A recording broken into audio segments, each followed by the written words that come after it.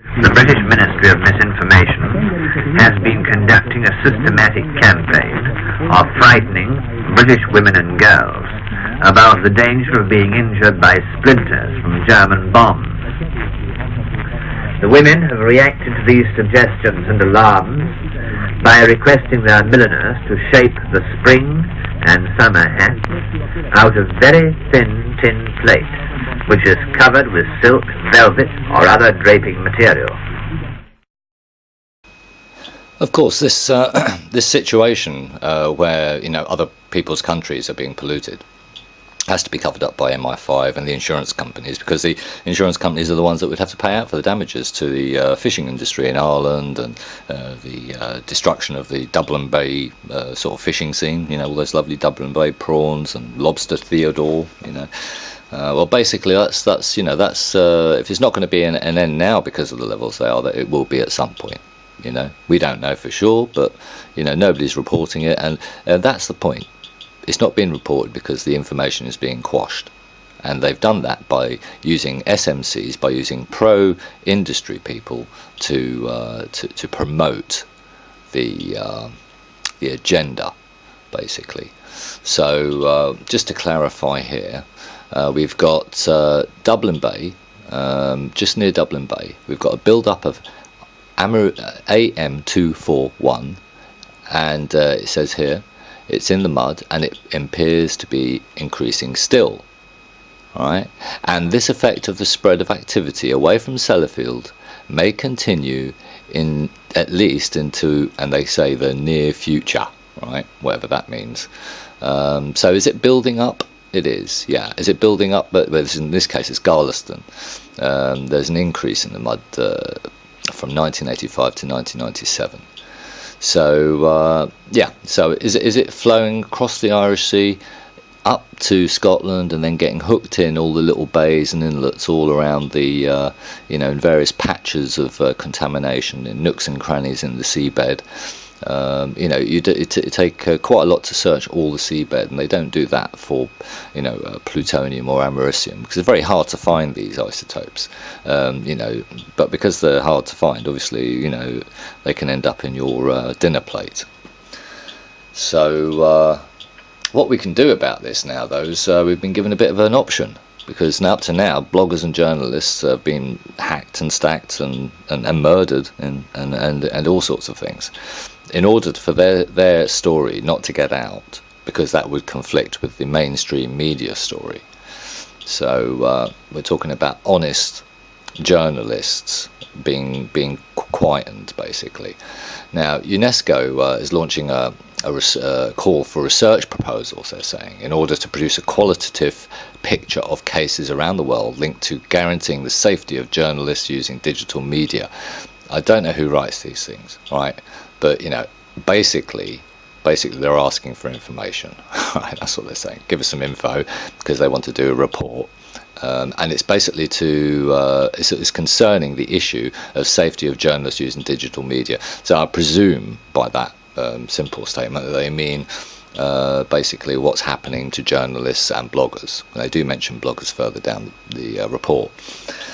So they want to know what's happening to us, and because nobody's telling them. That's the problem with the surveillance state. But somebody in the UNESCO has come up with the idea, well, if we do a shout out, then people who are being hacked will have somewhere to go, because we've got nowhere to go at the moment. We can only moan amongst ourselves. Like, oh, lost my computer, or this happened, that happened. My website's being hacked. We can say things like that to people that we know. We don't tend to say things like that to people we don't know, because at the end of the day they think we're psychotic or something. Anyway, but now UNESCO have realised that we're not at all psychotic, and Michael Hastings wasn't psychotic. He was being chased by the FBI. And whether they murdered him or whether they chased him to death is still murder in my eyes. So anyway, the research will analyse the role of governments, intergovernment organisations, civil society, and the media in the protection of online media actors. All right, and it will also provide guidelines, good practices, policy recommendations how to respect the right of freedom of expression in the digital environment. So that's the UN trying to say, look, we need to have freedom of expression in the digital environment, and they're sort of kind of saying it isn't happening because they're asking for the obvious people that they know that are being hacked to please contact them. Interested researchers and organisations invited to submit their proposals by 31st of July. So there you go. We've only got a little while left, and that's why I'm doing this video. It's really important it gets out there. Now, I just wanted to quickly bring you to, got a little bit of time here, so what I'm going to do is we're going to have a very quick look at the UK. Right, I've just got a couple of little quotes I want to put in here. Right, now this is from, just get this for you, it's from the Telegraph, the truth behind child abuse cover-ups. Okay, but the bit down here I want to show you is to do with the insurance companies. He said, in 1996, my sole news story about Gilling's report appeared in the Sunday paper. It had been severely cut or redacted. I understood why. I had focused on something key but dry, namely the insurer's role in suppressing the report. And of course, when he's saying dry, it says, oh, it's something that they didn't want to put in. But they didn't want to put it in because at the end of the day, they are hacking everyone, you know, so they're going to delete any reference to security services getting in people's faces. But anyway, thank heavens for Netpol. They've come through with a new letter that they've put out. I'm going to put a link to that. And they're talking about political surveillance cannot be justified. And I just want to zero in here because some of this is to do with the activists and stuff and various other bits, and they break down who's who and what have you. They don't mention MI5, but they kind of do. They say still part of counter-terrorism. That's kind of admitting that MI5 are behind it. The impact on people caught up incidentally in the police surveillance is dismissed as mere collateral intrusion. Collateral intrusion. That's what happens to your friends and family if you get on this list. Okay, and they just think it's collateral intrusion, like collateral damage. Just one of them things. So basically, there's a little bit here. The classification of protest as domestic extremism serves to justify this form of policing, but the working definition is remarkably broad, and it covers any campaign or protest group that seeks to change legislation or domestic policy outside the normal democratic process. All right, so you know, at the end of the day, that's what's happening here. And if I have to bring you to a good article, I think I would start here just to show you what's going on, right? To give you some of what's happening behind the scenes. You know what the American government doesn't want Snowden to tell you. Entire government of Luxembourg resigns after spying and corruption scandal forces its prime minister to quit. Well, anyway, we all know that everything's being, your children's emails, the Queen's emails, they're all being stored away and read by people, whoever they are. And these people can choose to release that information as they want to. So in this case, they've decided to release the information for some reason, and the whole of the Luxembourg government has to resign. But I wanted to bring you to this bit here. Mill told Juncker that he had reliable reports that the Grand Duke Henri was in constant contact with Britain's secret services. And they would be, because, they work with the American secret services who run the whole sort of hacking, sort of PRISM and all the other terms that I can't remember, system to spy on everyone. All the time, forever. All your children, your future grandchildren, they will all be digitally monitored. Anything they say wrong in their whole life may be held against them. I'll leave links to all these, by the way. I was just pointing out here, July 14th, travellers' mobile phone data seized by UK police at border. And in this article, quite a nice article, they just put in this bit, which I thought funny, although not the contents of the messages. Well, you see, they can't have the contents of the messages because it's against the law in the UK. But what they can do is they can ask their American buddies for the contents of the messages, because their American buddies will have that information already, as you are well aware already by, if you've done some simple news searching. So now that's quite interesting, isn't it? But everybody's playing down. But the fact that they mention that is because it is against the law here. But they can still access that information by asking another country to spy on their citizens, and that happens in America as well. They ask the British to spy on American citizens. So there's and it's probably the same arrangement for many other countries as well. Just wanted to bring it to this as well, actually.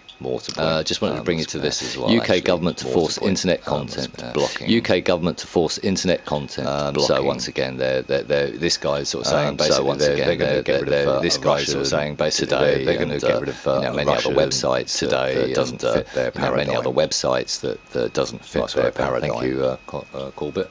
Nice word there. Thank you. Anyway, so I think and I was just going to quickly bring you to this. So I'm going to leave a link to this. I was just going to quickly bring you to this. I'm going to leave a link to this. The truth. Science media centres really is about corrupting the truth.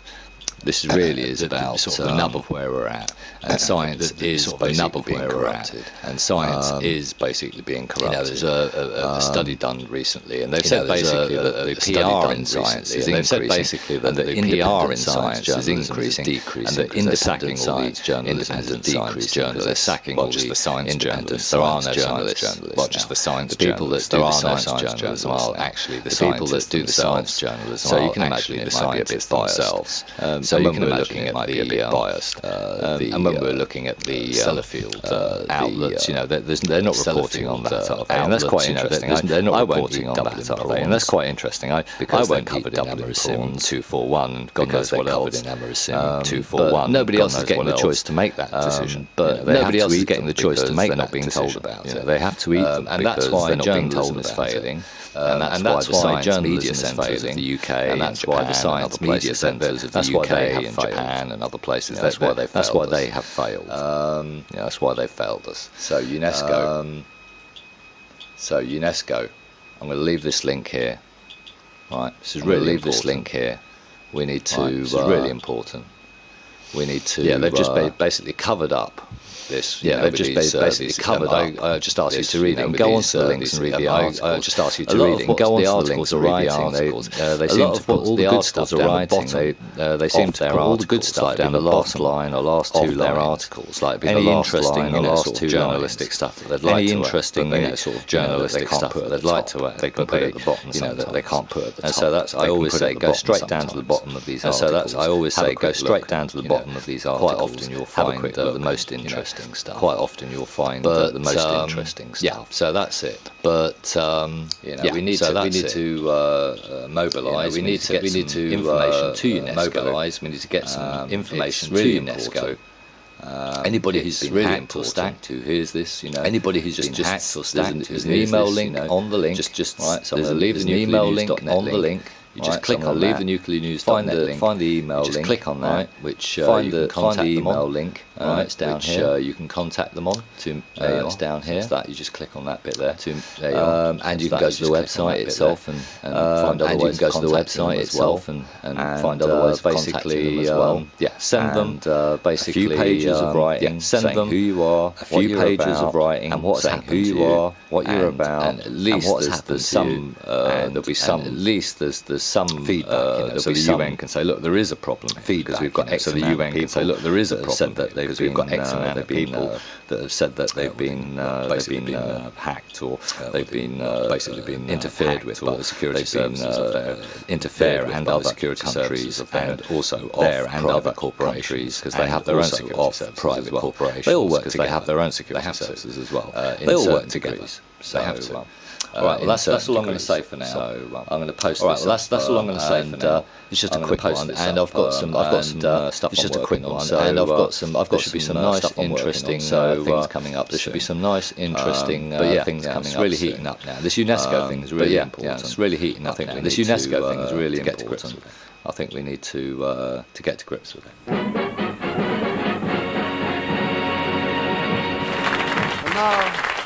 Now, ladies and gentlemen, I would like to sing you a song that I wrote long ago, and far away.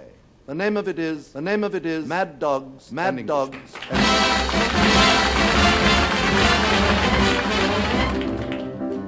tropical climes for certain times of day, with all times of day, when all the citizens retire, tear their clothes off and perspire, you know, it's what the fools obey, because the sun is fast and sultry, and one must avoid the